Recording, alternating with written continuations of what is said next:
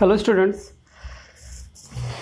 आज हम highway engineering का चैप्टर नंबर 2 पढ़ने वाले हैं। चैप्टर नंबर 2 आपका ये मेनली रोड ज्योमेट्री के बारे में है। ठीक है, रोड ज्योमेट्री के बारे में है, सड़क ज्यामिति के बारे में है।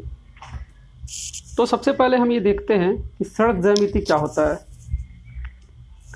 हम आपको ये बता दें सड़क में क्या होता है। सड़क की भी एक लेंथ होती है, एक विड्थ होती है, सड़क की भी एक थिकनेस होती है और सड़क के बहुत सारे तरीके के अलाइनमेंट्स होते हैं, बहुत सारे तरीके के डाटा होते हैं। हर जो डाटा जो भी डाटा मैथमेटिकल से रिलेटेड होता है, वो सारा का सारा डाटा आपका जियोमेट्री में कैलकुलेट किया जाता है। अब बात आती है कि एक अच्छे सड़क की क्या विशेषता होनी चाहिए। तो इसमें कुछ पॉइंट्स हैं। जैसे पहली पॉइंट्स है कि सड़क की चौड़ाई। सड़क की जो चौड़ाई है, सड़क की चौड़ाई पर्याप्त होनी चाहिए, जितनी हमको नीडेड है या जो एक मानक है, स्टैंडर्ड है, उसके थ्रू द्वारा होना चाहिए। दूसरी बात आती है सड़क की सतह। सड़क की सतह स्मूथ होनी चाहिए, जिस पे ट्रैक्टिव फोर्स कम लगे, पहिए का एब्रेशन कम हो। ठीक है। तीसरा जल निकासी, वाटर ड्रेनेज। रोड से वाटर ड्रेनेज जो कैपेबिलिटी है वो ज़्यादा अच्छी होनी चाहिए। आगे अगला पॉइंट आता है जो सड़क की ऊपरी सतह है। ऊपरी सतह सड़क की क्या होनी चाहिए? ऊपरी सतह मजबूत होनी चाहिए। ऊपरी सतह बोले को तो जो आपका वियरिंग सरफेस है या जो अपर सरफेस है वो आपका मजबूत होना चाहिए। फिर पांचवा पॉइंट आपका आता है वक्रों का सही से उपयोग होना चाहिए। जैसे कि आप जानते हैं सड़क पे जहाँ भी टर्न आउट होता है तो मुड़ने के लिए हमको क्या है,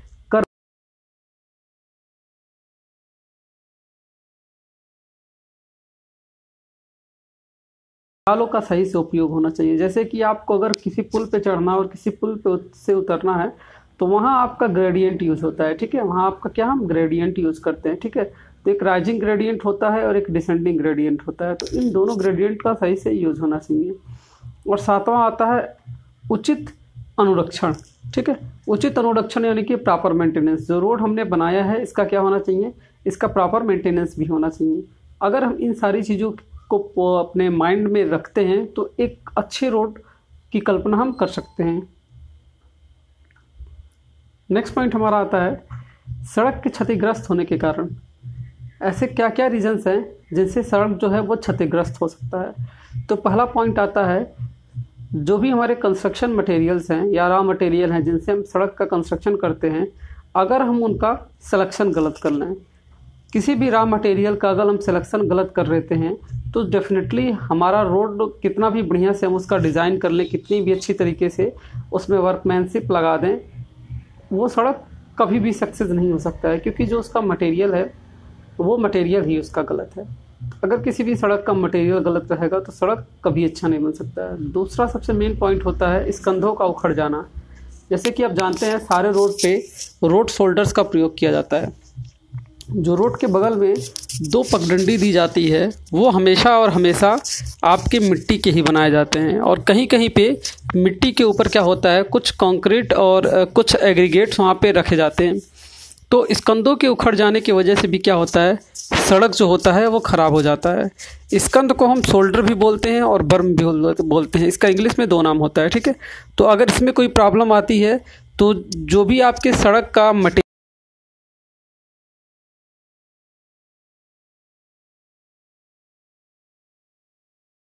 चल सकता है और रोड जो है पूरा का पूरा रोड वहाँ पे सेटल डाउन हो सकता है। नेक्स्ट पॉइंट आपका आता है अर्ध अस्तर का गलत तरीके से बनाना। मतलब जो अर्ध अस्तर है आपका सब बेस है, सब बेस आपका गलत तरीके से बनाना। जैसे आप जानते हैं सबसे पहला जो नीचे का लेयर होता है वो सॉइल सबग्रेड होता है। सॉइल सबग्रेड के बाद आपका बेस आता है, फिर सब बेस आता है। तो सब बेस जो होता है वो तीसरा लेयर होता है और पेवमेंट के नीचे का लेयर होता है। सब बेस के लेयर में हम एग्रीगेट्स का यूज करते हैं।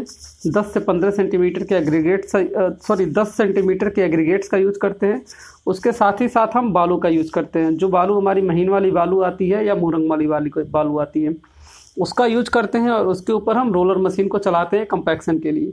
तो अगर उसका उपयोग हमने सही से नहीं किया है तो भी इस तरह की प्रॉब्लम आ सकती है। नेक्स्ट पॉइंट हमारा आता है भारी वाहनों के कारण। ठीक है, अगर आपका जो रोड है वो एक फिक्स टन वाले सड़क के लिए बनाया गया है, जैसे हर जो सड़क बनाया जाता है उस पर टन पर व्हीकल जो भी व्हीकल उस गाड़ी उस सड़क पे जा रहा है वो कितने टन का है, ठीक है। तो अलग अलग इस तरह से 6-7 तरह के रोड आते हैं। सबसे पहले जो आपका आता है वो 800 टन का आता है, दूसरा 650 से 700, फिर उसके बाद 250 से लेके 600, उसके बाद 70 टन से लेके 250। अलग अलग रोड के वेट के अकॉर्डिंग रोड को डिस्ट्रीब्यूट किया जाता है, रोड को डिवाइड किया जाता है। तो वेट के अकॉर्डिंग भी इस तरह की दिक्कतें होती है। नेक्स्ट आपका आता है टेम्परेचर में चेंजेस इन टेम्परेचर। तो टेम्परेचर चेंजेस की वजह से भी क्या होता है, तापमान में परिवर्तन की वजह से भी क्या होता है, इस तरीके की काफ़ी ज़्यादा समस्या आती है। जैसे आप देखते हैं कभी ठंडी है कभी गर्मी है, तो मौसम चेंजेस की वजह से क्या होता है, जो आपका विटामिन है एक बार वो श्रिंक करता है, एक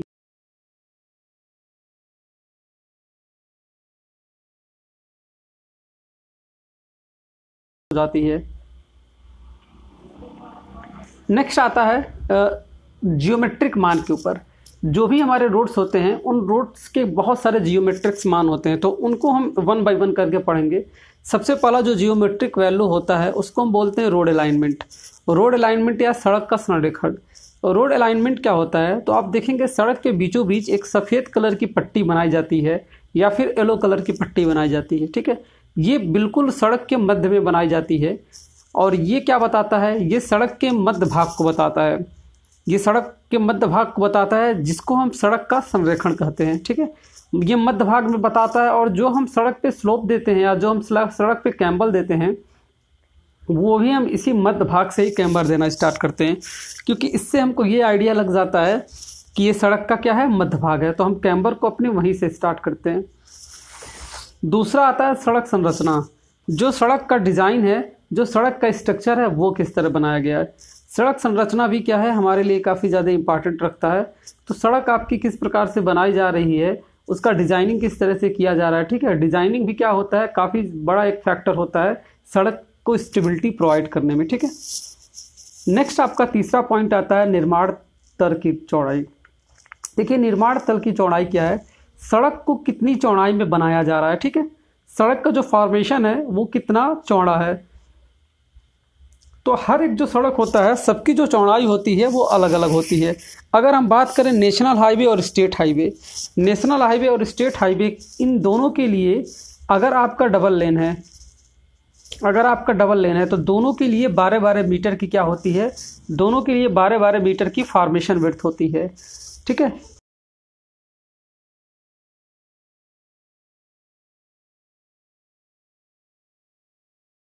करें तो 7.5 मीटर होता है, ठीक है। और आप देख सकते हैं 12 मीटर के बगल में जो डाटा लिखा है वो डाटा सिंगल लेन के लिए। नेशनल हाईवे में सिंगल लेन्स के लिए क्या होगा, 8.80 होगा। अगर वहाँ पे हम शोल्डर प्रोवाइड करते हैं तो 2.50 होगा। स्टेट हाईवे के लिए सिंगल लेन में क्या होगा, 6.25 और शोल्डर होगा 2.5। अगर हम एमटीआर की बात करते हैं तो सिंगल लेन के लिए 4.75 मीटर रखते हैं और शोल्डर की जो डिस्टेंस होती है वो शोल्डर की जो विड्थ होती है वो 2.62 रखते हैं। नेक्स्ट पॉइंट हम आते हैं ओडीआर। ओडीआर में क्या होता है, सिंगल लेन के लिए 4.75 और इसमें जो शोल्डर की विड्थ होती है वो 1.87 होती है। नेक्स्ट हमारा आता है विलेज रोड। विलेज रोड में क्या होता है, विलेज रोड में हम आपका 4 मीटर के करीब डिस्टेंस विड्थ रखते हैं और अगर शोल्डर की बात करें तो 1.50 शोल्डर लगते हैं, ठीक है। ये आपका क्या हो गया, पूरा का पूरा डाटा हो गया। ये डाटा आईआरसी के द्वारा प्रोवाइड किया गया है। इंडियन रोड कांग्रेस ने इस डाटा को दिया है और इंडियन रोड कांग्रेस के अनुसार, इस डाटा के अनुसार ही हम सारी चीज़ें आगे करते हैं, ठीक है। अब देखिए जो भी अपने इंडिया में जो भी व्हीकल कंस्ट्रक्शन किया जाता है, जो भी व्हीकल का मैन्युफैक्चर किया जाता है, हम इस चीज़ का ध्यान रखते हैं कि उसकी लंबाई 12 मीटर से ज़्यादा ना हो, ठीक है। 12 मीटर से ज़्यादा ना हो, क्योंकि अगर व्हीकल 12 मीटर से ज़्यादा हो जाएगा तो जो हमारे कर्व होते हैं उन कर्व पे ये व्हीकल मुड़ नहीं पाएगा, ठीक है। किसी स्पेशल केस में 12 मीटर से ज़्यादा भी इसकी लंबाई हो सकती है, ठीक है, लेकिन वो किसी स्पेशल केस में ही हो सकता है।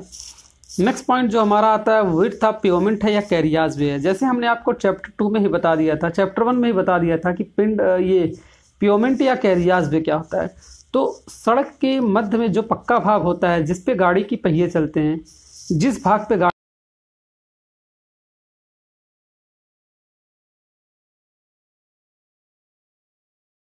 बात आती है कि कैरियाज वे और पेवमेंट को ध्यान में रखते हुए जो गाड़ी की व्हीकल की लेंथ हो सकती है वो मैक्सिमम टू मैक्सिमम 12 मीटर की लेंथ हो सकती है, विड्थ जो हो सकती है वो 2.5 मीटर की विड्थ हो सकती है, और अगर हाइट की बात करें तो 4.20 मीटर उसकी हाइट हो सकती है। ठीक है, इन तीनों डाटा को आप ध्यान रखिएगा। ये तीनों जो डाटा हैं वो बिल्कुल फिक्स हैं, इनमें कोई भी फ्लेक्सिबिलिटी नहीं आती है। अब विड्थ आप अगर हम प्योमेंट की बात करें कि प्योमेंट की विड्थ कितनी है, तो प्योमेंट की जो पर लेन विड्थ होती है वो 2.44 होती है। ठीक है, एक लेन के लिए 2.44 देते हैं, मतलब नॉर्मली 2.44 होता है, लेकिन अगर सिंगल लेन की बात करें तो 3.8 होता है और डबल लेन के लिए 7.0 होता है। इसीलिए जो व्हीकल की विड्थ है उसको 2.5 रखते हैं, क्योंकि जब ये 2.5 रहेगा और रोड 3.8 रहेगा तो आसानी से वो क्रॉस कर सकता है। और प्योमेंट की थिकनेस की बात करें तो वो 30 सेंटीमीटर होता है। प्योमेंट मतलब जो सबसे ऊपर का लेयर होता है उसको हम क्या रखते हैं, उसको हम 30 सेंटीमीटर का रखते हैं। अभी हमने ये जितना डाटा बताया, ये डाटा बहुत ज़्यादा इंपॉर्टेंट है और इस डाटा को कहीं ना कहीं आप अपने माइंड में रखिएगा आगे यूजेस के लिए। नेक्स्ट चीज़ आता है कि बर्म और शोल्डर। जो बर्म और शोल्डर होता है हमारा, उसके विड्थ के बारे में। तो आईआरसी के अनुसार जो बर्म और शोल्डर होता है हमारा 1.2 मीटर से लेके 2.50 मीटर तक ये होता है। ठीक है, साइड स्लोप की बात कर लेते हैं, मतलब रोड के बगल में जो ढलान दिया रहता है उसकी बात कर लेते हैं। अगर सड़क जो है हमारा वो कटिंग में है, कटिंग सेंस क्या है, कटिंग कहने का सेंस क्या है कि अगर हम रोड को कहीं बहुत ऊंचे जगह बना रहे हैं तो जाहिर सी बात है रोड को हमको क्या करना पड़ेगा, रोड को हमको कट करना पड़ेगा। तो उस प्रोसेस को हम क्या बोलते हैं, कटिंग बोलते हैं। कटिंग को हम कभी कभी एम्बैंकमेंट भी बोलते हैं, सॉरी कटिंग को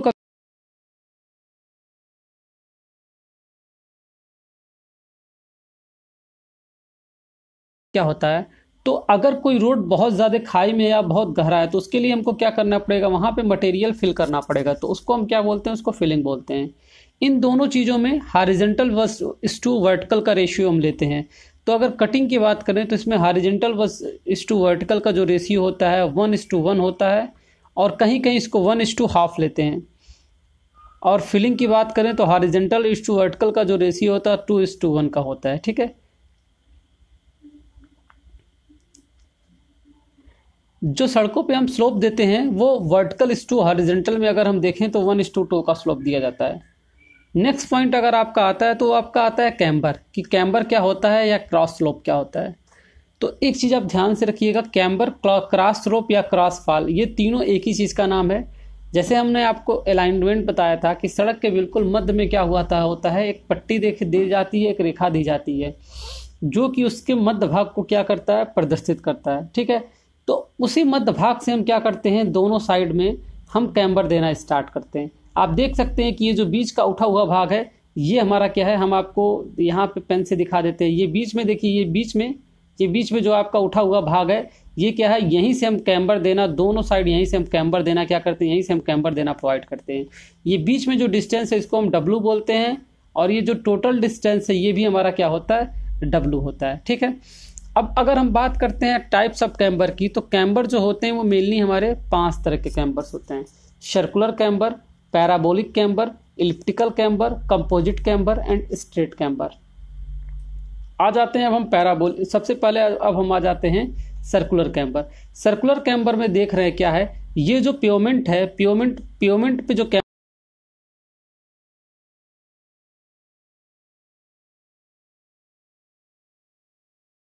होता है कर्व हम थोड़ा सा ज़्यादा देते हैं, ये हमारा पैराबोलिक है। इलिप्टिकल में क्या होता है, इलिप्टिकल जो होता है ये भी पैराबोलिक की तरह होता है, लेकिन इसमें कर्व जो होता है वो और ज़्यादा होता है। कंपोजिट में क्या होता है, देखिए कंपोजिट आपका 2 चीज़ों का ज्वाइंट होता है। कंपोजिट में सबसे पहले क्या करते हैं, कुछ दूर स्ट्रेट लाइन रहेगा, जैसे यहाँ तक और यहाँ तक स्ट्रेट लाइन रहेगा, फिर हम क्या करेंगे, ये इसी स्ट्रेट लाइन को दूसरे वाले से हम मिला देते हैं, इसी स्ट्रेट लाइन को हम दूसरे वाले से क्या करते हैं, मिला देते हैं। एक पॉइंट में बैक चला जाता हूँ, एक पॉइंट और बैक चला जाता। अब ये 2 स्ट्रेट लाइन है, आप देख सकते हैं, इन दोनों स्ट्रेट लाइन को क्या करेंगे, इस वाली लाइन को हम इस वाली लाइन से क्या करेंगे, मिला देंगे। तो ये हमारा क्या बन गया, ये हमारा कंपोजिट कर्व बन गया। तो ये 5 तरीके के कर्व हैं जो रोड पे दिए जाते हैं, लेकिन अगर हम बात करें सबसे ज़्यादा यूजेस की, तो सबसे ज़्यादा यूज हम पैराबोलिक कर्व करते हैं, और कहीं कहीं पे हम कंपोजिट कर्व भी यूज करते हैं। कंपोजिट कर्व का भी हम क्या करते हैं, काफ़ी ज़्यादा यूज करते हैं। अकॉर्डिंग टू आवर यूज हम इसको क्या कर सकते हैं, इसको हम चेंज भी कर सकते हैं अपने यूज के अकॉर्डिंग के। ठीक है, अब नेक्स्ट पॉइंट आता है कि अनुप्रस्थ ढाल क्या होता है। अनुप्रस्थ ढाल अगर हम आपको बताएं तो इसको आप ग्रेडियंट भी कहा जाता है, ठीक है ना। अनुप्रस्थ ढाल को ग्रेडियंट भी कहा जाता है। जिसे आप लोग ने मैथमेटिक्स में पढ़ा होगा प्रवणता, प्रवणता किसे कहते हैं, ठीक है ना। प्रवणता किसे कहते हैं, तो प्रवणता यही होता है, यही ढाल होता है। तो देखिए सड़क की लंबाई की दिशा में, सड़क की लंबाई की दिशा में जो भी आपका उतार या चढ़ाव होता है उसको हम क्या बोलते हैं, उसको हम प्रवणता बोलते हैं या ढाल बोलते हैं। इसको हमेशा और हमेशा हम किसमें, परसेंटेज में व्यक्त करते हैं, ठीक है। जो प्रवणता या ढाल होता है हमेशा हम इसको क्या करते हैं, परसेंटेज में ही व्यक्त करते हैं, ठीक है। अब जैसे कि इसका एक एग्जांपल हम आपको दे दें, जैसे कि कोई ब्रिज है, तो ब्रिज पे चढ़ने के लिए आपको क्या करना पड़ेगा, आप डायरेक्ट तो चढ़ेंगे नहीं, तो कुछ ना कुछ उस पर ढाल देना पड़ेगा कि जिससे वो स्मूथ रहे।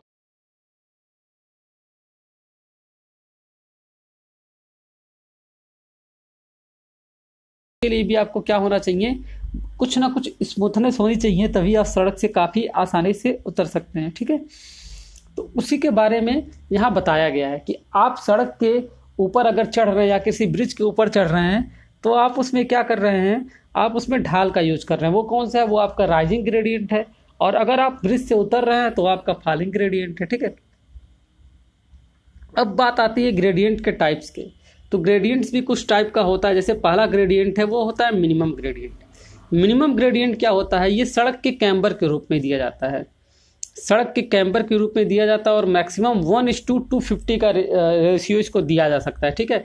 जैसे आप देखेंगे 1:36 का दिया जाता था, 1:45 का देते थे हम ट्रेसागाट में, और मैकेडम ने आया तो 1:36 का कर दिया, ठीक है। तो ये जो ग्रेडियंट है ये कैम्बर के रूप में दिया जाता है, पहला मिनिमम ग्रेडियंट है।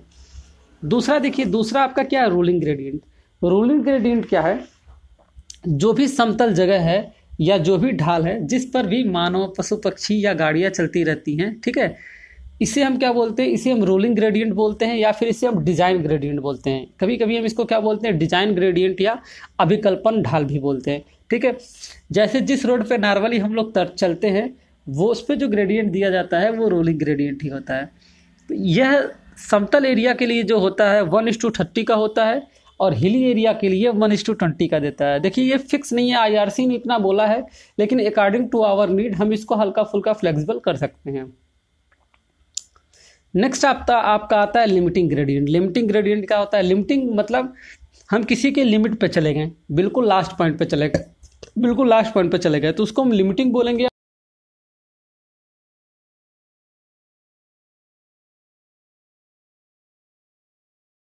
के कारण क्या होता है, ढाल देना अनिवार्य हो जाता है।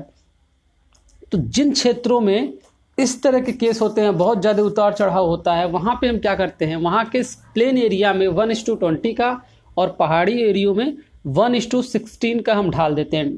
देखिए ये रेशियो आपका जितना कम होते जाएगा ढाल आपका उतना ज़्यादा होते जाएगा, ठीक है, उतना आपका ढाल होते जाएगा। अब इसका मतलब क्या, 1:20 का मतलब क्या है कि अगर हम एक कदम आगे चलते हैं तो आप 20 कदम ऊपर जाएंगे। 1:20 का सेंस ये है।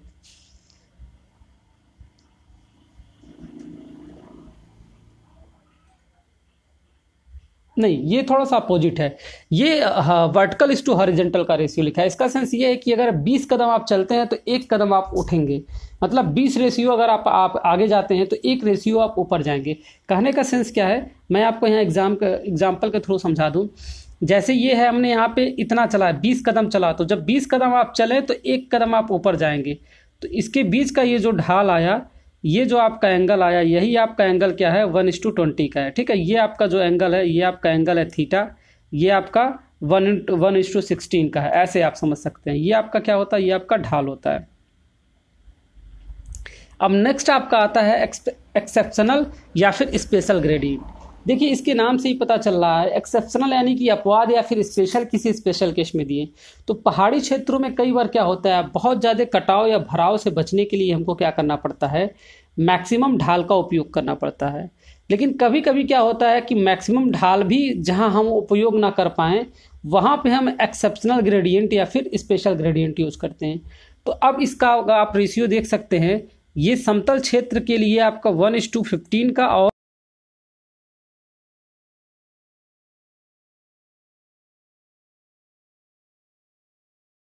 इस ढाल का मतलब आप इस तरह समझ सकते हैं, इस तरह ज़मीन होगी, काफ़ी ज़्यादा ढालू होगी, ठीक है ना, इस तरह के ढाल होंगे। अब मेन आपका आता है, देखिए, क्षैतिज वक्रों पर सड़क पे अतिरिक्त चौड़ाई देना, एक्स्ट्रा वाइडनिंग। एग्जाम्पल के तौर पे मैं आपको समझाऊं, जैसे ये कोई आपकी सड़क है सॉरी, ये कोई आपकी सड़क है, ये कोई आपकी सड़क है। तो मेनली क्या था, ये जो सड़क है आप देख रहे हैं, यहाँ पे सड़क की चौड़ाई क्या है, यहाँ पे सड़क की चौड़ाई क्या है, यहाँ पे आप सड़क की चौड़ाई देखेंगे तो सड़क की चौड़ाई कम मिलेगी, यहाँ पे सड़क की चौड़ाई आप देखेंगे कम मिलेगी। लेकिन अगर आप इस बीच वाले पोर्शन में आते हैं तो यहाँ पे देखिए सड़क की चौड़ाई क्या है, बढ़ गई है। तो एक्स्ट्रा वाइडनिंग क्या होता है, जब भी हमको सड़क पे कहीं मुड़ना होता है, जब भी हमको क्या होता है, सड़क पे कहीं मुड़ना होता है, तो सड़क पे मुड़ने के लिए हमको क्या करना पड़ता है, बाहर के क्षेत्र में, ये बाहर वाला क्षेत्र देखिए, मेन रोड की चौड़ाई ये थी, लेकिन बाहर वाले क्षेत्र में हमको क्या करना पड़ा, बाहर वाले क्षेत्र में हमको क्या करना पड़ा, इस वाले क्षेत्र में एक्स्ट्रा वाइडनिंग देना पड़ा, एक्स्ट्रा वाइडनिंग देना पड़ा। एक्स्ट्रा वाइडनिंग देने से क्या होता है कि जो हमारी गाड़ियां हैं वो उसका सिर्फ अगला वाला पहिया ही मूव करता है। कहने का सेंस क्या है, जो हमारी गाड़ियां होती हैं उसका जो अगला पहिया होता है, अगला पहिया ही स्टीयरिंग कंट्रोल होता है, अगले पहिए का ही स्टीयरिंग कंट्रोल होता है, सिर्फ वही मूव कर पाता है। और जो पिछला पहिया होता है, पिछला पहिया उसको मूव नहीं करता है। इस कारण क्या होता है कि जब भी हम किसी भी टर्नआउट पे अपनी गाड़ी को मोड़ते हैं तो हमको काफ़ी ज़्यादा जगह चाहिए होता है, जिससे हम आगे वाले पहिए को आगे से ही काट के उस गाड़ी को मोड़ें। अगर ज़्यादा जगह नहीं होगा मुड़ान पे, तो जो पीछे वाला पहिया होगा वो हमारा क्या होगा, वो रोड के बाहर चला जाएगा, क्योंकि पीछे वाला पहिया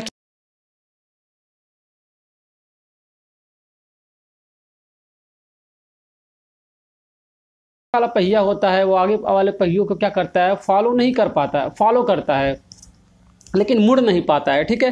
तो उसको हम क्या बोलते हैं, वो हमारा ऑफ ट्रैकिंग होता है, क्योंकि आगे का पहिया तो हमारा ऑन है, आगे का पहिया चल रहा है, लेकिन पीछे वाला पहिया क्या है, प्रॉपरली पूरी तरीके से फॉलो नहीं कर पा रहा। फॉलो तो करता है लेकिन पूरी तरीके से फॉलो नहीं कर पाता है, क्योंकि वो बिल्कुल स्ट्रेट है तो पूरी तरीके से फॉलो नहीं कर पाता है। इस प्रोसेस को हम क्या बोलते हैं, इस प्रोसेस को हम ऑफ ट्रैकिंग बोलते हैं। तो जब भी कहीं टर्नआउट आता है, आप टर्नआउट पे एक चीज़ ध्यान देंगे, जो बाहर का पोर्शन होता है, बाहर का टर्नआउट होता है, अंदर की तरफ जो टर्नआउट होता है, तो हल्का सा अंदर की तरफ बढ़ा दिया जाएगा, जब बाहर की तरफ सड़क को हल्का सा हम उसको क्या करते हैं, बढ़ा देते हैं। जिससे क्या होता है, इससे दो इफेक्ट होते हैं, पहला मैकेनिकल होता है, दूसरा साइकोलॉजिकल होता है। मैकेनिकल में क्या होता है, मैकेनिकल में क्या होता है, एक्चुअली जो हमारी गाड़ी का पहिया है वो फॉलो नहीं कर पाता है, इस वजह से उसको हम मैकेनिकल वाइडनिंग बोलते हैं। फॉलो नहीं कर पाता है, इस वजह से हम क्या करते हैं, उसको बढ़ा देते हैं, तो हमारा मैकेनिकल वाइडनिंग होता है।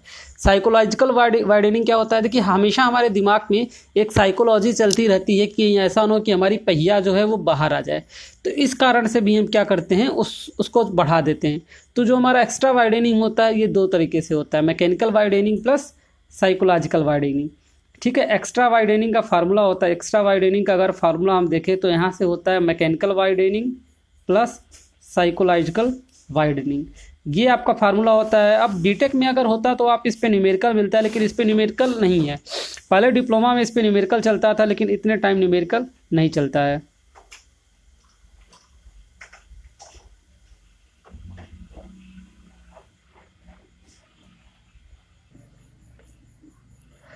तो ठीक है स्टूडेंट्स, आपने देख लिया कि एक्स्ट्रा वाइडनिंग क्या होता है, ठीक है, उसको आपको समझ आया होगा उम्मीद है। अब आगे हम आ जाते हैं कि डिज़ाइन स्पीड क्या होता है।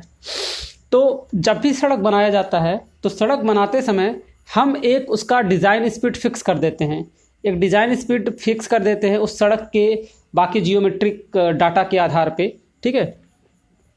तो हर एक रोड के लिए एक उसका डिज़ाइन स्पीड आपका फिक्स होता है, और उसे डिज़ाइन स्पीड के अकॉर्डिंग हम सड़क को क्या करते हैं, बनाते हैं। जैसे अगर हम प्लेन एरिया की बात करें तो नेशनल हाईवे और स्टेट हाईवे के लिए जो नॉर्मल स्पीड होती है वो आपकी 100 किलोमीटर पर आवर होती है, और मिनिमम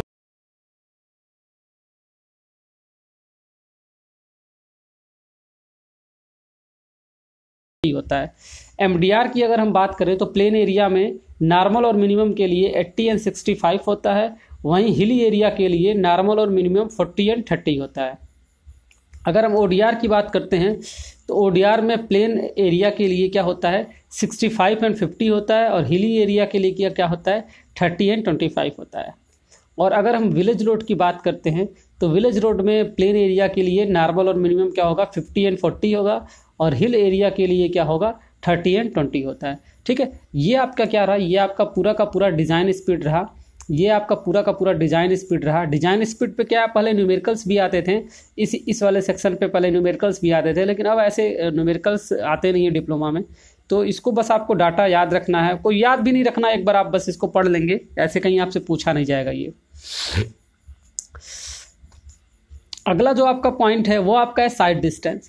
साइड डिस्टेंस क्या है, जिसको हिंदी में हम दर्श दूरी बोलते हैं। तो साइड डिस्टेंस सड़क पे वह सीधी दूरी है जहां तक जो वाहन चालक है वो अपनी स्थिति से आगे के मार्ग को साफ साफ देख सके और सामने सड़क पर स्थित किसी खतरे को पहचान सके। ठीक है, जैसे आप देखते हैं, जैसे आप यहाँ फिगर में देख रहे हैं, फिगर में आप देख रहे हैं यहाँ पे ये क्या है, एक कर्व बना है, एक आपका इधर रोड है, ये आपका इधर रोड है। ठीक है, और क्या है, और हमारी गाड़ी यहाँ है, गाड़ी यहाँ है। अब हमको अपनी गाड़ी से एकदम सीधी डिस्टेंस पे क्या दिख रही है, एकदम सीधी डिस्टेंस पे जो भी चीज़ दिख रही है, यहाँ से यहाँ की बीच की दूरी, मतलब इन दोनों के बीच की दूरी क्या है, वो आपकी साइड डिस्टेंस कहलाती है। कहने का सेंस क्या है, ये हमारी गाड़ी है,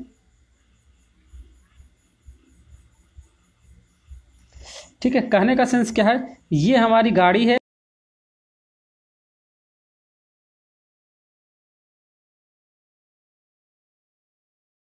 ये आपका साइड डिस्टेंस है।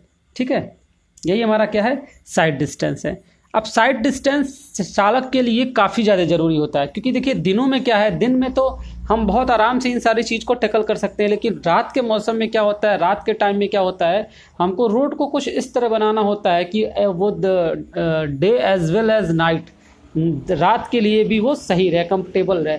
लेकिन रात में क्या होता है, चूँकि लाइट्स की वजह से लाइट्स आँखों में पड़ती है तो हमको कुछ दिखती नहीं है, तो उस वजह से हम रोड का जो टर्नआउट है, टर्नआउट हम कुछ इस प्रकार देते हैं कि हमको मैक्सिमम से मैक्सिमम साइड दूरी दिखे, साइड डिस्टेंस दिखे। क्योंकि साइड डिस्टेंस दिखने से क्या होगा, जब हमको ज़्यादा से ज़्यादा साइड डिस्टेंस दिखाई देगा तो हम काफ़ी आसानी से ट्रैवल कर सकेंगे, काफ़ी आसानी से आ जा सकेंगे।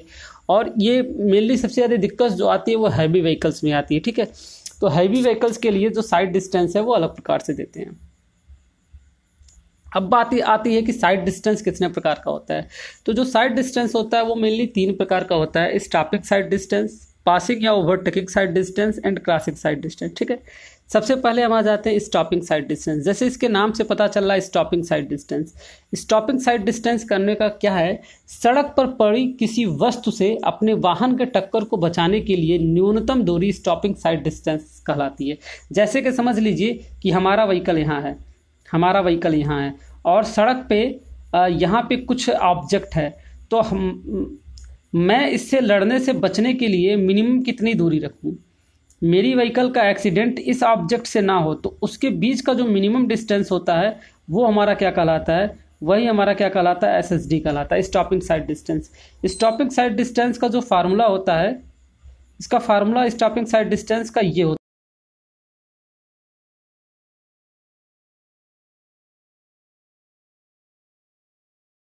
यहाँ पे फ्रिक्शनल कॉफिशिएंट होता है, V क्या होता है, व्हीकल की स्पीड होती है। ठीक है, V व्हीकल की आपकी स्पीड होती है। तो ये आपका होता है स्टॉपिंग साइड डिस्टेंस, मतलब किसी भी गाड़ी से आपका टक्कर ना हो उसके लिए मिनिमम कितना दूरी आपको रखना पड़ता है, वो आपका स्टॉपिंग साइड डिस्टेंस कहलाता है। अब स्टॉपिंग साइड डिस्टेंस में आपका दे सकते हैं, सॉरी यहाँ पे आपका VT था, एक फार्मूला और है इसका, आप ये देख सकते हैं, यहाँ पे एक फार्मूला इसका और है SSD का 0.278 VT plus V square upon 254 है। इसमें V क्या है, V आपका व्हीकल का स्पीड है मीटर पर सेकंड में, और T आपका रिएक्शन टाइम है जो कि हम 2.5 सेकंड लेते हैं। ठीक है, नेक्स्ट आपका आता है overtaking side distance. Overtaking side distance क्या होता है, ओवरटेकिंग साइड डिस्टेंस मतलब ये होता है कि अगर हमको किसी गाड़ी से ओवरटेक करना है तो हमको अपना कितना स्पीड मेंटेन करना है कि हम उस गाड़ी से आगे निकल गए। कहने का सेंस है वह दूरी जिसमें तीव्र गति वाला वाहन मंद गति वाले वाहन से विपरीत दिशा में आ रहे वाहन को बचाते हुए सुरक्षित रूप से आगे निकल जाए। अब आप मेरे कहने का मतलब समझिए, जैसे कि ये रोड है, ये सिंगल लेन का रोड है। ठीक है, ए मेरी गाड़ी है और जो बी है, बी सामने से आ रही है, बी सामने से आ रही है, ए आगे की तरफ जा रही है। तो मैं बी को किस तरह टैकल करके और एक व्हीकल है सी, एक व्हीकल है यहाँ पे सी, एक व्हीकल है सी, और सी से हमको आगे निकलना है। तो ए बी को बचाते किस तरह सी से आगे निकल जाए। तो ए जब सी से आगे निकल जाएगा बी को बचाते हुए, तो वह जो दूरी होगी, वह जो डिस्टेंस होगी, वह हमारी ओवरटेकिंग साइड डिस्टेंस कहलाएगी। ओवरटेकिंग साइड डिस्टेंस जो होता है, ये हमारी सुरक्षा के दृष्टि से काफ़ी ज़्यादा ज़रूरी होता है कि बिना एक्सीडेंट हुए हम काफ़ी आसानी से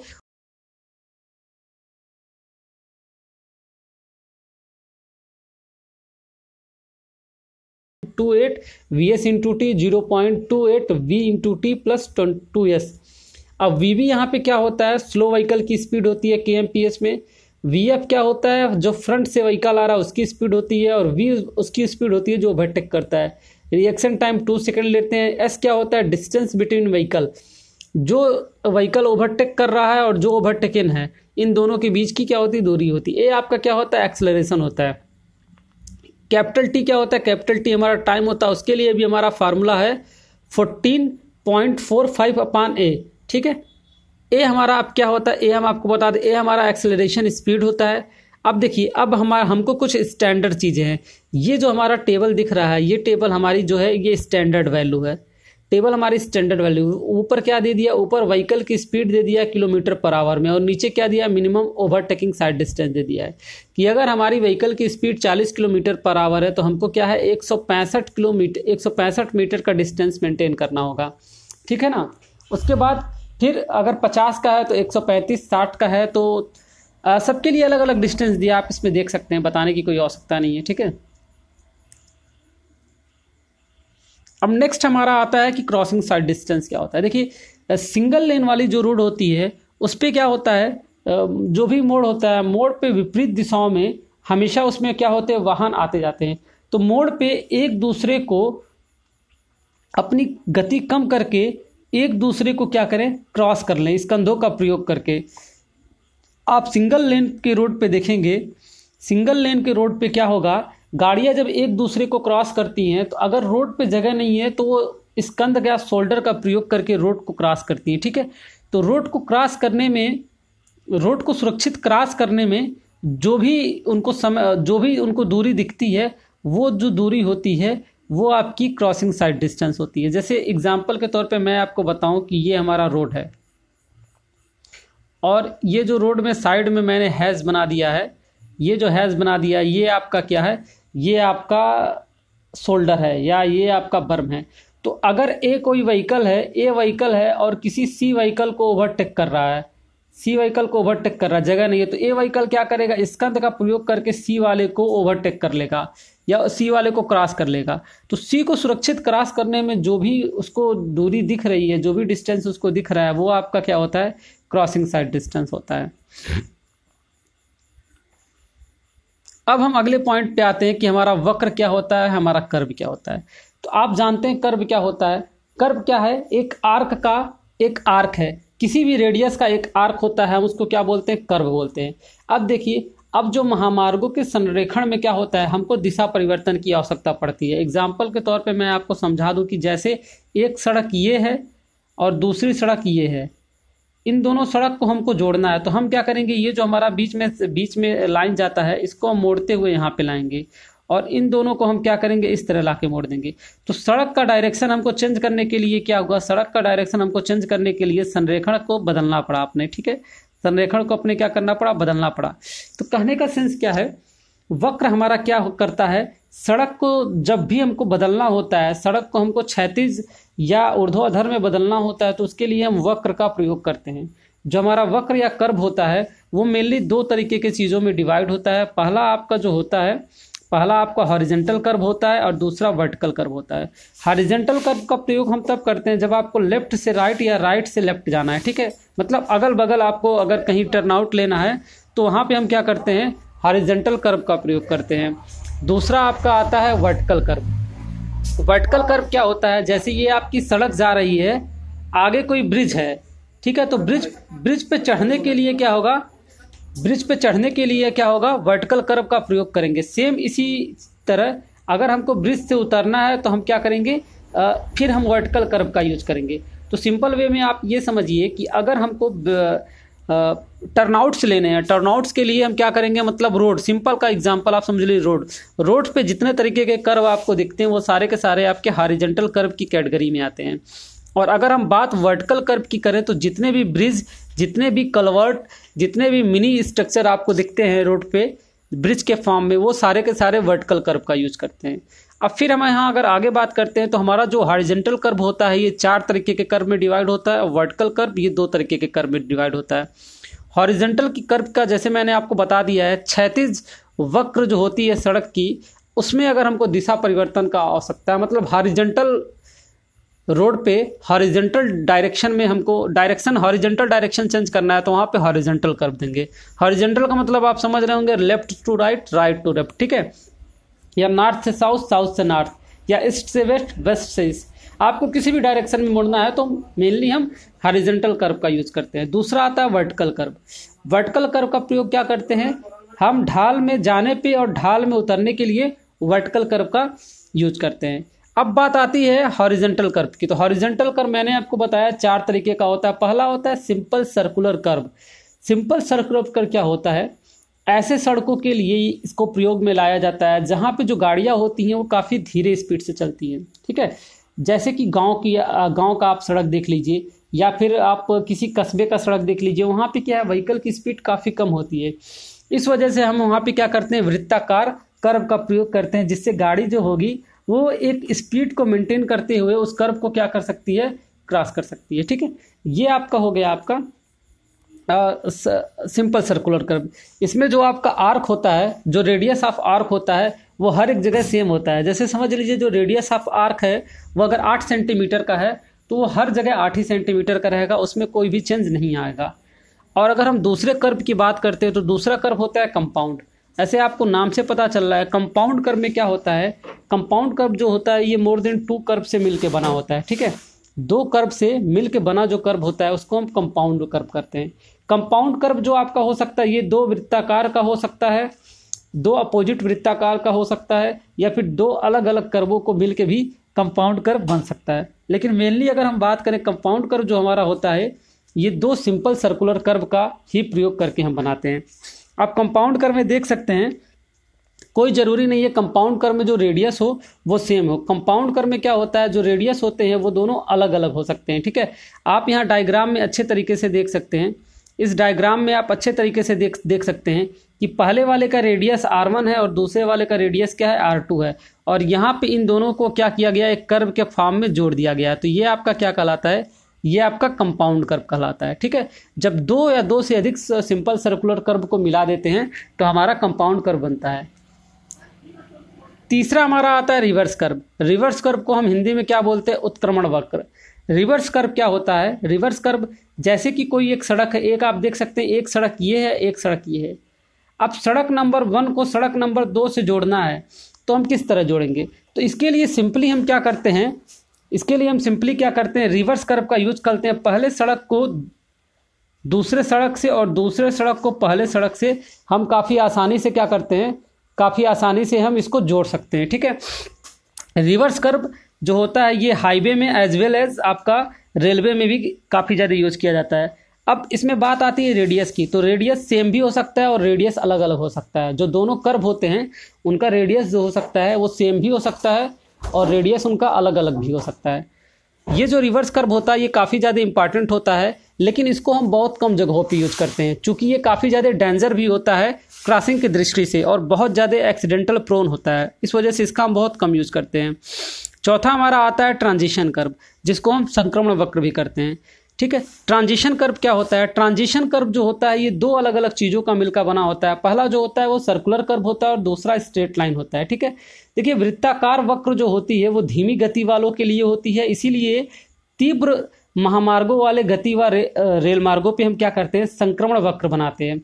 संक्रमण वक्र क्या होता है, ये काफ़ी ज़्यादा ईजमेंट हो जाता है, काफ़ी ज़्यादा आसानी हो जाता है और इसका जो मान होता है वो अनंत से निर्धारित होता है। अनंत से निर्धारित होने का कहने का सेंस ये है, आप देख सकते हैं यहाँ से यहाँ तक, यहाँ से यहाँ तक और यहाँ से यहाँ तक हमने क्या यूज किया है, हमने यहाँ से यहाँ तक क्या यूज किया है, रेडियस को यहाँ से हमने क्या यूज किया है, स्ट्रेट लाइन।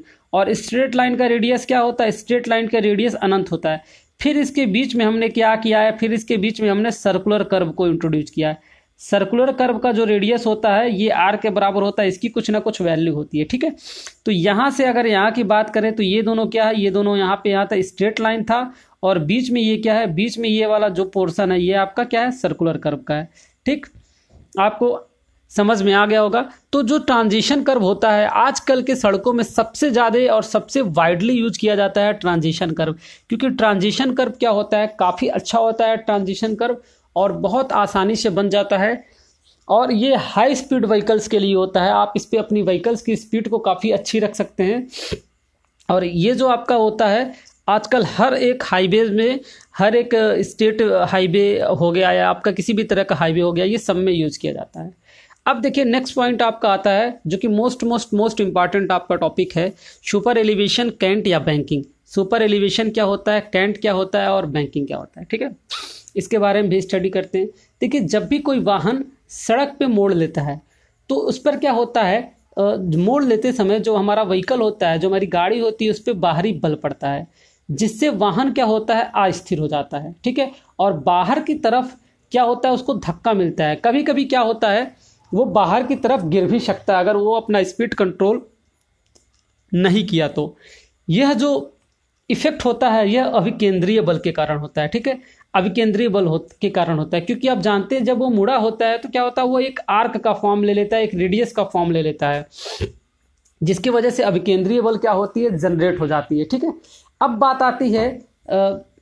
बात आती है कि यह जो बल है वो क्षैतिज दिशा में हमेशा कार्य करता है। इस वजह से क्षैतिज वक्रों पे क्या होता है, अभिकेंद्रीय बल को उदासीन करने के लिए, अभिकेंद्रीय बल को उदासीन करने के लिए बाहरी तथा भीतरी किनारों पे हम बाहरी किनारे पे क्या करते हैं, भीतरी किनारे की अपेक्षा थोड़ा सा और हम विड्थ को बढ़ा देते हैं, एक्स्ट्रा वाइडनिंग, जैसे मैंने आपको बताया था, तो एक्स्ट्रा वाइड उसे कर देते हैं। और जो बाहरी किनारा होता है वो भीतरी की अपेक्षा कुछ ऊपर उठा दिया जाता है, जिससे क्या होता है, जो हमारा अभिकेंद्रीय बल होता है वो हमारा काउंटरएक्ट हो जाता है अपकेंद्रीय बल के द्वारा, ठीक है। तो मैंने आपको क्या बताया, जो रोड के टर्नआउट होते हैं, टर्नआउट पे क्या होता है, जो बाहरी पोर्शन होता है रोड का वो हल्का सा उठा दिया जाता है इनर वाले के कंपैरिजन में।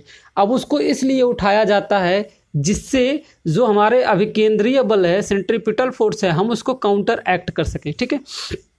सुपर एलिवेशन का अगर हम फार्मूला देखें, सुपर एलिवेशन आप लोग बहुत दिन से पढ़ते आ रहे होंगे। सुपर एलिवेशन फार्मूला होता है E=V²/127R, जहाँ पे V क्या होता है, व्हीकल का स्पीड होता है किलोमीटर पर आवर में, R जो होता है वो रेडियस होता है, E क्या होता है, कैंट या सुपर एलिवेशन होता है।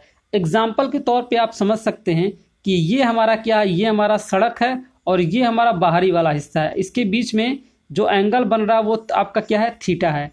तो हम अगर फार्मूला लिखते हैं E हमारा क्या है, अगर E को हम देखते हैं तो tan थीटा के बराबर है, और अगर हम इसको रिप्रेजेंट कर देते हैं, ये हमारा x हो गया, ये हमारा y हो गया और ये हमारा z हो गया, तो tan थीटा बराबर क्या होता है, लंब बटे आधार होता है। तो वहाँ से हम क्या कर सकते हैं, ZY अपान हम ZX कर सकते हैं, ठीक है, ZY अपान हम ZX कर सकते हैं।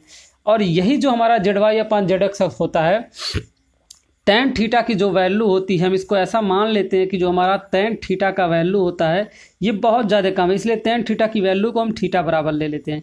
तो E की वैल्यू जो होती है हमारी वो थीटा के बराबर आ जाती है। यही आपका क्या होता है, यही आपका बच्चा सुपर एलिवेशन होता है, ठीक है। अब जो बाहरी उठान होता है वो दो वजहों से उसको बाहर उठाया जाता है। पहला वजह यह है कि गाड़ी बाहर की तरफ नहीं पलटती है, पहला वजह। और दूसरा क्या है, पहिए और गाड़ियों के बीच में जो अपघर्षण होता है या घर्षण जो प्रतिरोध होता है वो कम से कम हो जाता है।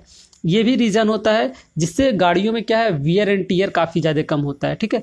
वियर एंड टीयर को काफ़ी कम करने के लिए भी हम इस तरह करते हैं। और दूसरा रीज़न ये है कि गाड़ी एक अच्छी स्पीड पे टर्न पे मुड़ सके, नहीं तो अगर हम टर्न आउट अच्छे से नहीं देंगे तो हमारी गाड़ी क्या होगी, उस पर कोलैप्स कर सकती है और बाहर की तरफ गिर सकती है। अब अगर हम बात करते हैं IRC के रिकमेंडेशन की, तो IRC के रिकमेंडेशन के अनुसार जो इसका मान है 1/15 लिया जाता है, रोड का 1/15 लिया जाता है। कहने का सेंस क्या है, अगर हम प्लेन एरिया के लिए बात करें तो प्लेन एरिया में लगभग 7% के करीब सुपर एलिवेशन होता है और हिली एरिया में 10% के करीब हम सुपर एलिवेशन देते हैं। 10% मतलब 1:10 का, और 7% मतलब जो भी आप रेशियो कन्वर्ट कर सकते हो रेशियो कन्वर्ट कर लीजिएगा, 100 से डिवाइड करके आपको पता चल जाएगा। ठीक है, तो ये दो वैल्यू आपका काफ़ी मोस्ट इंपॉर्टेंट है, ध्यान रखिएगा। अब मेन बात आती है कि बाहरी जो उठान है हम उसको देते कहते हैं, तो इसके लिए मेनली दो विधि होता है। पहले वाली विधि में हम क्या करते हैं, पहले चरण में क्या करते हैं, कैम्बर को धीरे धीरे समाप्त करके सड़क को एक ढाल में परिवर्तित कर देते हैं। ठीक है, जैसे कि ये है हमारा, और हमने क्या किया, हमने यहाँ पे बीच में कैम्बर दिया है। अब हमको क्या करना है, सुपर एलिवेशन देना है। तो हम क्या करेंगे, ये रोड हमारा ऐसे मुड़ा है, ये रोड हमारा मुड़ा है ऐसे ऐसे ऐसे रोड यहाँ मुड़ा है। तो हम क्या करेंगे, कैम्बर को धीरे धीरे ख़त्म कर देंगे। ये जो कैम्बर इधर से इधर ढलान दिया गया है इसको धीरे धीरे ख़त्म कर देंगे। इस नीचे वाली साइड से क्या करेंगे, धीरे धीरे धीरे धीरे कैम्बर को काट के पूरा कैम्बर यहाँ से ख़त्म कर देंगे। और ऊपर वाले में यहाँ पे पार्ट में क्या करेंगे, इस वाले पार्ट में क्या करेंगे, हल्का सा यहाँ मटेरियल फिल कर देंगे, जिससे ये वाला पार्ट हाई हो जाएगा और ये वाला पार्ट क्या हो जाएगा, लो हो जाएगा, जिससे हमारा क्या होगा, कैम्बर काफ़ी आसानी से हम ख़त्म करके सुपर एलिवेशन दे देंगे पहले मेथड में। दूसरे चरण में क्या करते हैं, जो बाहरी किनारा होता है उसको ऊपर उठा देते हैं। जैसे ये है रोड है हमारा, तो दूसरे वाले मेथड में क्या करते हैं, जो बाहरी किनारा होता है इसको और ज़्यादा ऐसे ऊपर और ज़्यादा ऐसे ऊपर उठा देते हैं। जब ये हम ऊपर उठा देंगे तो दूसरा वाला किनारा जो होगा ऑटोमेटिक पहले वाले के कंपेरिजन में नीचे हो जाएगा। तो हम सुपर एलिवेशन काफ़ी आसानी से क्या करेंगे, उस पर हम प्रोवाइड कर देंगे। ठीक है, नेक्स्ट हमारा आता है सड़क अनुप्रस्थ खंड। सड़क अनुप्रस्थ खंड में आता है कि रोड का भाई जो कंपोनेंट है रोड का वो कैसे होता है। तो रोड का आप ध्यान से देखिए, हम आपको 1 बाय 1 यहाँ फिगर के माध्यम से बताएंगे। सबसे पहले क्या होता है, रोड के बीच में ये वाली जो डिस्टेंस आप देख रहे हैं, ये जो डिस्टेंस होती है इसको हम बोलते हैं पेवमेंट। ठीक है, पेवमेंट बोलते हैं या कैरियाज वे बोलते हैं। अब मैं कलर चेंज कर रहा हूँ, कलर चेंज करके बता रहा हूँ। अब कैरियाज के बगल में ये जो जगह दी गई है थोड़ी सी, ये जो थोड़ी सी जगह दी गई है वो थोड़ी सी जगह आपकी क्या होती है, शोल्डर की होती है। और शोल्डर के नीचे यहाँ पे 2 में क्या दिया जाता है, साइड स्लोप दिया जाता है। और हमने आपको बताया था फॉर्मेशन विड्थ के बारे में। तो ये जो आपका होता है ये आपका टोटल क्या होता है, ये आपका टोटल फॉर्मेशन विड्थ होता है। और फॉर्मेशन विड्थ के बगल में हम क्या देते हैं, फॉर्मेशन विड्थ के बगल में ये हम क्या देते हैं, यहाँ पे ड्रेन देते हैं। ड्रेन का मतलब क्या है, नालिया। ये आपका क्या दिया गया, ये आपका ड्रेन दिया गया है। अब ड्रेन के अगर आप 3 से 4 मीटर और आगे जाते हैं, ड्रेन के 3 से 4 मीटर और आप आगे जाते हैं तो वहाँ पे आपको क्या मिलता है, एक बाउंड्री स्टोन मिलता है। बाउंड्री स्टोन हमको ये बताता है कि यहाँ तक रोड बन सकता है। ठीक है, अब बाउंड्री स्टोन के और भी अगर आप आगे जाते हैं तो बाउंड्री स्टोन के आगे क्या होता है, आपका थोड़ा सा और जगह होता है जिसको रोड मार्जिन बोलते हैं। तो ये पूरी की पूरी जो दूरी आप देख रहे हैं, पूरी की पूरी ये नीचे वाली डिस्टेंस आप कैपिटल डी देख रहे हैं, ये टोटल आपकी क्या होती है, टोटल आपकी गवर्नमेंट की होती है। सिंपल सा वे में आप एक समझिए कि अगर आप नेशनल हाईवे 12 मीटर की चौड़ाई में बना रहे हैं तो जो सड़क की चौड़ाई टोटल होगी वो कम से कम 40 मीटर की होती है। गवर्नमेंट एक लेन का डबल लेन का अगर 12 मीटर भी बनाता है या सिंगल लेन का अगर 12 मीटर बनाता है, फिर भी वो सड़क की अपनी चौड़ाई कम से कम 35 मीटर रखता है। 35 मीटर सड़क की टोटल चौड़ाई इसलिए रखी जाती है क्योंकि इन फ्यूचर अगर रोड को एक्सपेंड करना पड़ा या इन केस कभी रोड के नंबर ऑफ लेन को बढ़ाना पड़ा, जैसे 2 नंबर ऑफ लेन है उसको 4 करना पड़ा, तो इस वजह से गवर्नमेंट क्या करती है, डबल या ट्रिपल फैक्टर ऑफ सेफ्टी लेके चलती है। ठीक है, और जो टोटल डिस्टेंस होती है वो सड़क की अस्थायी भूमि कहलाती है। ठीक है, अब जैसे कि मैं आपको बता दूं, मैंने आपको जैसे बताया था नेशनल हाईवे के लिए 12 मीटर, तो ये जो 12 मीटर होता है आपका शोल्डर और शोल्डर तक का होता है। ठीक है, पेवमेंट और शोल्डर इन दोनों के बीच में होता है 12 मीटर ये होता है। और 9 मीटर का आपका जो ये डिस्टेंस दिख रहा है ये सिर्फ और सिर्फ पेवमेंट का होता है। और उसके बगल में बाकी आपका क्या दिया जाता है, 3 मीटर बच गया तो 1.5 मीटर का हम क्या कर देंगे उसमें, शोल्डर या आपका स्कंद जिसको बोलते हैं वो हम प्रोवाइड कर देते हैं। और जो ड्रेन्स है, ड्रेन्स के बगल में आप अगर चाहें तो वहाँ पे हम नाले भी प्रोवाइड कर सकते हैं। तो इस तरह जो हमारा नेशनल हाईवे होता है इसके लिए आईआरसी जो इंडियन रोड कांग्रेस है वो आपका रिकमेंड करती है, लगभग लैंड का जो विड्थ होता है टोटल वो 50 मीटर के करीब होता है। ठीक है, लेकिन हम यूज कितना करते हैं, हम 12 से 15 मीटर ही यूज कर पाते हैं, लेकिन टोटल जो विड्थ होती है वो 50 मीटर के करीब होती है। ठीक है, ये ग्रामीण क्षेत्र हो गया या फिर स्टेट हाईवे हो गया या तो नेशनल हाईवे हो गया, ये जहाँ पे भी बनता है ऐसे ही बनता है। ठीक है, थोड़ा सा वेरी कर सकता है कि अगर शहर में इसका कंस्ट्रक्शन किया जाए तो शहर में 50 मीटर हो सके वो ना मिल पाए तो वहाँ पे 12 मीटर 15 मीटर जो डिस्टेंस होता है उसके अलावा ही 5-5 मीटर का और डिस्टेंस दिया जाए, लगभग आपका 25 मीटर या 20 मीटर दिया जाए। लेकिन अगर गांव का एरिया है या तो कोई आपका एक्सप्रेस वे है तो वहाँ पे हम ये फैक्टर ऑफ सेफ्टी लेके ही चलते हैं। नेक्स्ट हम पॉइंट की बात करते हैं। अगर हम रोड पैटर्न्स की बात करें तो रोड पैटर्न्स क्या होता है। अगर आप किसी भी रोड को टॉप व्यू से देखते हैं, मतलब ऊपर आप अगर किसी एरियल कैमरे से देखते हैं, तो हर एक प्रकार का जो सड़क होता है वो अपने मार्केट से अगर हम बात करें या फिर किसी शहर का जो मेन केंद्र है वहाँ से बात करें, जैसे आप दिल्ली के DRDO देख लीजिए या लखनऊ से DRDO देख लीजिए, वहाँ से जो रोड का पैटर्न है वो कुछ अलग शेप में दिखता है। वैसे ही दिल्ली का जो पुरानी दिल्ली है, पुरानी दिल्ली का जो रेलवे स्टेशन है, आप वहाँ को से ऊपर एरियल व्यू से देखेंगे तो रोड अलग अलग तरह का बनेगा। जैसे वैसे ही कलकत्ता में है, हैदराबाद में है, हर जगह अलग अलग है। तो रोड के जो पैटर्न होते हैं ये कुछ 6-7 अलग अलग टाइप्स के होते हैं। सबसे पहला जो पैटर्न आता है ये रेक्टेंगुलर पैटर्न आता है। रेक्टेंगुलर पैटर्न में क्या करते हैं, जब भी हम रोड का कंस्ट्रक्शन या रोड का डिज़ाइन करते हैं तो रोड जब भी हम यहाँ बनाते हैं तो रेक्टेंगल पैटर्न में ही रोड बनता है। रेक्टेंगल पैटर्न कहने का सेंस क्या है, जैसे कि आप समझ लीजिए कि यहाँ क्या है, बीच में मार्केट है, बीच में ये सब मार्केट है, तो मार्केट से साइड से होते हुए रोड जाएगी। मैं आपको यहाँ फिगर ड्रा करके दिखा देता हूँ। ये आपका क्या है, ये बीच वाला जो पोर्शन है आप समझ लीजिए क्या है, ये टोटल मार्केट है, आपका टोटल मार्केट है। तो आप देख रहे हैं एक सड़क इधर जा रही है, बाहर निकल जा रही है, फिर ये सड़क इस तरफ आ जा रही है और बीच में एक सड़क ऐसे है आपकी, और ये सड़क फिर आगे यहाँ कट जा रही है।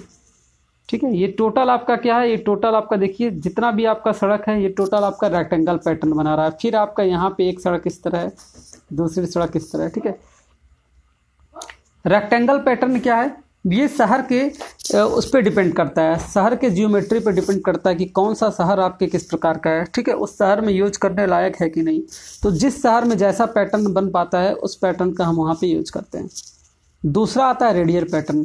रेडियल पैटर्न में आपको क्या देखने के लिए मिलेगा, एक सिंपल एग्जांपल से समझ लीजिए। जैसे बीच में कोई बाजार है या बीच में कोई मार्केट है और हमको चाहिए कि इसके किनारे किनारे जो हो रोड निकल जाए, तो हम रोड को हमेशा क्या करते हैं, सर्कुलर शेप में रोड्स को जोड़ देते हैं। और जो भी वो रोड्स होते हैं मोर देन 4 होते हैं, 4 या 4 से अधिक जो रोड देखिए आए हैं, यहाँ पे आप देख सकते हैं 4 या 4 से अधिक जो रोड्स आए हैं वहाँ पे क्या हुए हैं, उनको हम सर्कुलर पैटर्न से यहाँ पे जोड़ दिए हैं। तो रेडियल हमने इसको इसलिए बोला है क्योंकि जो पानी फव्वारा निकलता है वो चारों तरफ निकलता है, वो रेडियल फॉर्म में निकलता है, इस वजह से हमने उसको रेडियल बोल दिया है। और जो इसका पैटर्न है वो सर्कुलर है, इस वजह से इसको रेडियल हम बोलते हैं। ठीक है ना। नेक्स्ट आपका आता है सर्कुलर पैटर्न। सर्कुलर पैटर्न में क्या होता है, ये भी बिल्कुल रेडियल के तरह ही होता है, लेकिन इस पर डबल सर्कुलर होता है। एक जो सर्कुलर होता है उस सर्कुलर के ऊपर भी एक सर्कुलर रोड देते हैं, मतलब वो जो हमारे 5 रोड निकले हैं उन 5 रोड को वो एक दूसरे से कनेक्ट कर देता है। आप यहाँ पे देख सकते हैं कि ये हमारा क्या है, रेडियल के तरह है। और ये जो रोड्स आई हैं ये चारों रोड फर्दर आगे चल के क्या हुई हैं, फर्दर आगे चल के एक दूसरे से क्या हुई हैं, कनेक्ट हो गई हैं। ठीक है, तो ये आपका क्या है, ये आपका सर्कुलर पैटर्न आता है। नेक्स्ट पैटर्न की अगर हम बात करें तो नेक्स्ट पैटर्न हमारा क्या होता है, हेक्सागोनल होता है। हेक्सागोनल पैटर्न भी कुछ कुछ शहरों में देखा जाता है, खास करके भारत में नहीं बाहर कंट्रियों में देखा जाता है कि अगर आपकी सिटी की प्लानिंग कुछ हेक्सागोनल टाइप की हुई है तो जाहिर सी बात है वहाँ की जो रोडें होंगी वो भी आपकी हेक्सागोनल होगी। एग्जाम्पल के तौर पे समझ लीजिए ये बीच में सोसाइटी नंबर 1 है और यहाँ सोसाइटी नंबर 2 है। हमको रोड देना है तो हम कैसे देंगे, हमारे पास कोई ऑप्शन ही नहीं रोड देने का, तो हमको मजबूरन यहाँ पे हेक्सागोनल रोड बनाना होगा। ठीक है, तो इस जगह पे हम क्या करेंगे, हेक्सागोनल रोड देंगे। अब हम आगे बात करते हैं रेडियल एंड सर्कुलर पैटर्न की। देखिए रेडियल एंड सर्कुलर पैटर्न में क्या हुआ था, अब मैं आपको रेडियल दिखाता हूँ। तो रेडियल में क्या था, देखिए जो रोडें थी ये डबल सर्कुलर में आके जुड़ी थी। ठीक है, और रोडें बिल्कुल एक दूसरे के क्या थी, सामने थी, एक दूसरे के बिल्कुल सामने थी 180 डिग्री में। लेकिन रेडियल एंड सर्कुलर में क्या होता है, ये बिल्कुल सर्कुलर पैटर्न नहीं होता है, लेकिन इसमें क्या होता है 4 से अधिक रोडें आके मिलती हैं और वो एक दूसरे से किसी न किसी एंगल पे मिलती हैं 180 डिग्री को छोड़ के, वो आपका होता है फिर रेडियल एंड सर्कुलर। नेक्स्ट हम आप बात करें रेडियल एंड ग्रिड की। देखिए इसमें क्या होता है, इसमें भी सड़कें बिल्कुल 4 या 4 से अधिक सड़कें रेडियल पैटर्न में ही मिलती हैं, 180 से कम एंगल पे ही मिलती हैं।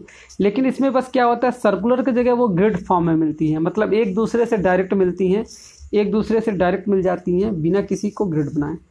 ठीक है, ये आपका हो गया चैप्टर नंबर 2 जो रोड ज्योमेट्री है। तो रोड ज्योमेट्री यहाँ पे पूरी तरीके से ख़त्म होता है। ठीक है, अब इसके बाद हम रोड कंस्ट्रक्शन के बारे में आगे पढ़ेंगे कि रोड कंस्ट्रक्शन किस तरह किया जाता है और क्या क्या उसके मेथड्स होते हैं, फ्लेक्सिबल रोड के क्या क्या मेथड होते हैं और जो हमारा कंक्रीट का रोड आता है जिसको हम सीसी रोड बोलते हैं, आरसीसी रोड बोलते हैं, उसका कंस्ट्रक्शन किस तरह किया जाता है। ठीक है, कितने साइंटिस्ट ने इसमें अलग अलग अपना व्यू दिया था और रोड के डेवलपमेंट के बारे में, रोड के कंस्ट्रक्शन के बारे में।